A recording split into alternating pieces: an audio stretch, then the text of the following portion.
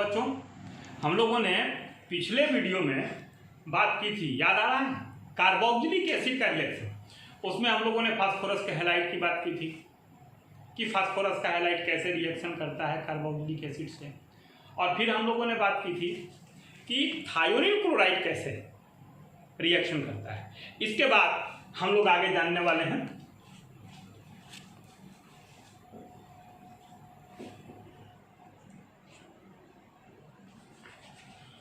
इसको हम लोग कहेंगे एस्टरीफिकेशन। एस्टरीफिकेशन यह रिएक्शन डिहाइड्रेशन का रिएक्शन है और सल्फ्यूरिक एसिड के उपस्थिति में कार्बोक्सिलिक एसिड की क्रिया अल्कोहल के साथ होती है और तब प्राप्त होता है R bond COO R dash plus H2। This reaction is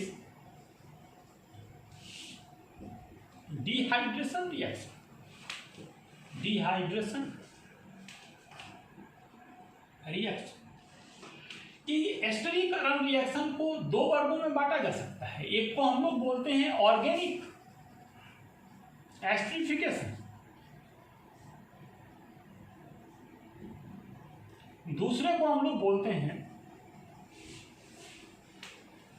inorganic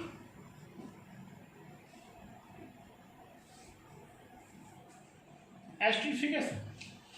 organic esterification में क्या होता है कि एसिड जो होता है ऑर्गेनिक होता है, एसिड है, ये अल्कोहल है।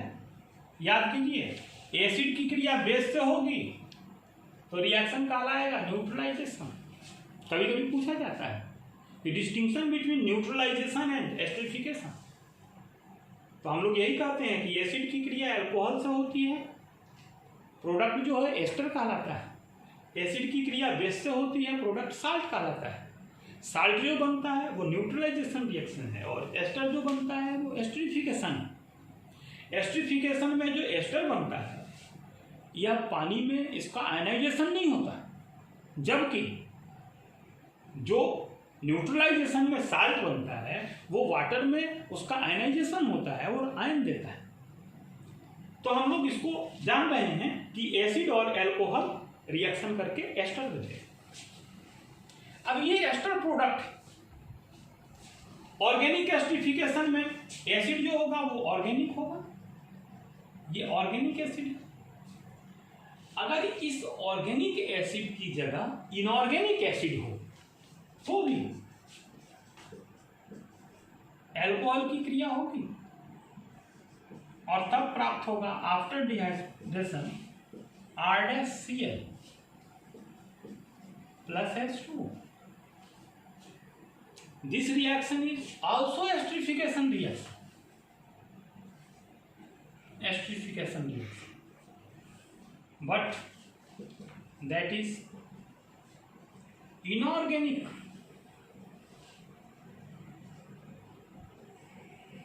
एस्टरीफिकेशन। क्योंकि ये एसिड जो है ना ये इनऑर्गेनिक एसिड है, इनऑर्गेनिक एसिड और ये अल्कोहल है। अब आप कहोगे कि ये एस्टर कैसे है? महोदय, व्यक्ति चाहे कोई भी हो, पैसे से कोई मास्टर हो और शराब के दुकान पे खड़ा हो, शराब खरीद रहा हो तो शराबी हो। ऐसे इस रिएक्शन से बनने वाला प्रोडक्ट भले ये हैलाइड हो, अकेले होगा तो इसको हैलाइड कहेंगे, लेकिन जब इस रिएक्शन में होगा तो इसको एस्टर कहेंगे। तो हम लोगों ने देखा कि एस्टरीफिकेशन क्या है। तो जब एसिड की क्रिया अल्कोहल के साथ होती है तो एस्टर का निर्माण होता है, एस्टरीफिकेशन कहलाता है और बनने वाला प्रोडक्ट एस्टर के नाम से जाना जाता है। यह अभिक्रियाएं दो प्रकार की होती हैं। जब ऑर्गेनिक एसिड की क्रिया अल्कोहल से होती है तो इस एस्टरीफिकेशन को ऑर्गेनिक एस्टरीफिकेशन कहते हैं, और जब इनऑर्गेनिक एसिड की क्रिया अल्कोहल से होती है तो इस एसिड को हम लोग इनऑर्गेनिक एस्टरीफिकेशन कहते हैं। हम लोगों को इस चैप्टर में ये पढ़ना है ऑर्गेनिक एस्टरीफिकेशन, इनऑर्गेनिक एस्टरीफिकेशन नहीं पढ़ना, इसलिए कि हम लोग कार्बोक्सिलिक एसिड पढ़ रहे हैं and carboxylic acid is organic acid, there is no suspicion about it, am I right. आइए हम लोग इस एस्टरीफिकेशन का एग्जाम्पल देखें। क्या तो यहां पर यदि हम लोग ऐसा लिख दें CH3COOH, then this acid is ethanoic acid treated with alcohol CH3OH। तब इसका H नहीं, इसका H और इसका OH H2O बना के निकल जाएगा और तब प्राप्त होगा CH3COO CH3। Name of this ester is dehydrating agent, concentrate H2SO4। Name of this ester is methyl ethanoate. तो हम लोगों ने एक रिएक्शन देखा एस्टरीफिकेशन, इसका दूसरा रिएक्शन हम लोग देखेंगे, इसका स्क्रीनशॉट ले सकते हैं। इसका दूसरा रिएक्शन हम लोग देखेंगे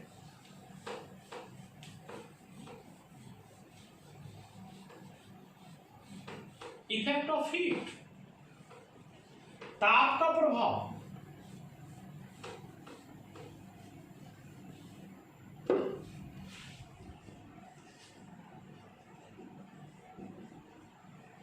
इफेक्ट ऑफ हीट, ये आर्गन COOH, इसको जब हीट किया जाता है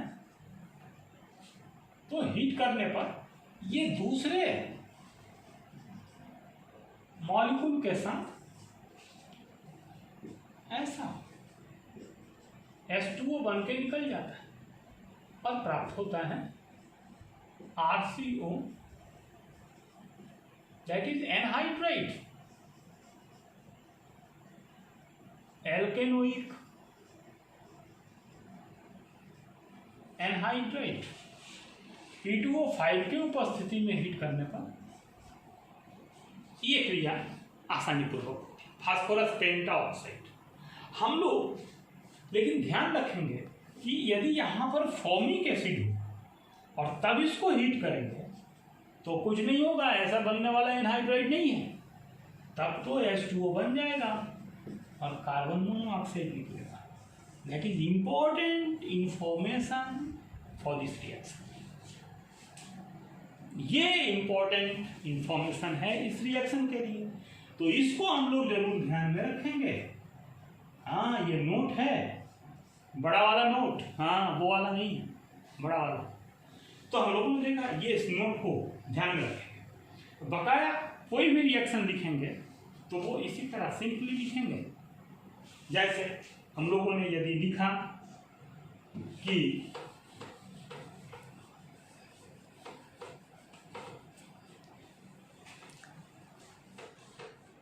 CH3COOH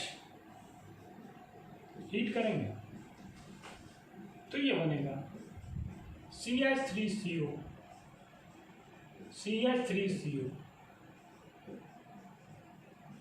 H2O, that is ethanoic acid, and here this compound is ethanoic anhydride। एक और इंपॉर्टेंट इंफॉर्मेशन क्या कि यदि ये RCO का होल ट्वाइस O इसकी क्रिया CH3COOH से कराई जाए तो फिर क्या होगा, तो फिर RCOOH and CH3CO whole twice O ये एनहाइड्राइड में बदल जाएगा।